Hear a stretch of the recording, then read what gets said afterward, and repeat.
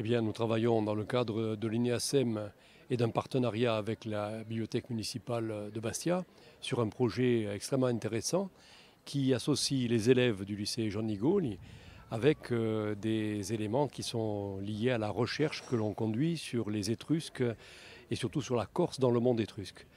Donc l'année dernière, on avait mené plusieurs opérations, notamment avec la venue d'un céramiste qui est extraordinaire puisqu'il reproduit les peintures sur les céramiques exactement sur le mode antique. Et il avait fait une démonstration auprès des élèves.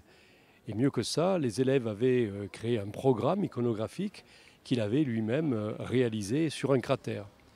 Et donc aujourd'hui, nous sommes là pour évoquer un autre pan de ce projet avec un travail sur les parfums, qui est un travail très intéressant parce que ça pose le problème de la place de la Corse dans ce monde des parfums. Existait-il par exemple des plantes à parfum que les Corses exportaient à l'époque étrusque ou bien simplement y avait-il une consommation? Et donc c'est cela qui est aujourd'hui l'objet de la journée, c'est-à-dire non seulement de parler d'une thématique en liaison avec le monde étrusque, mais aussi de soulever des problèmes qui sont à la fois des domaines liés à la recherche, mais en même temps qui sont tournés vers le public scolaire. En fait, on parlait de ces Étrusques qui avaient importé des parfums et des vases en Corse.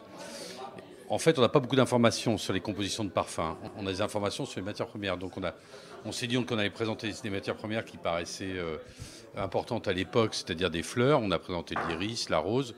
On a présenté l'encens dont ils se servaient pour rendre hommage à leurs défunts.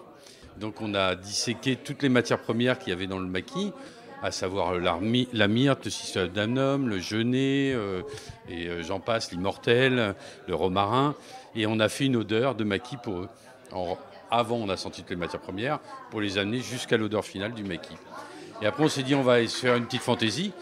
On s'est servi de la culture de la mandarine qu'il y a dans la vallée. Et on a amené juste une touche de mandarine à la première odeur pour leur montrer qu'on voulait faire évoluer une odeur juste avec une matière première.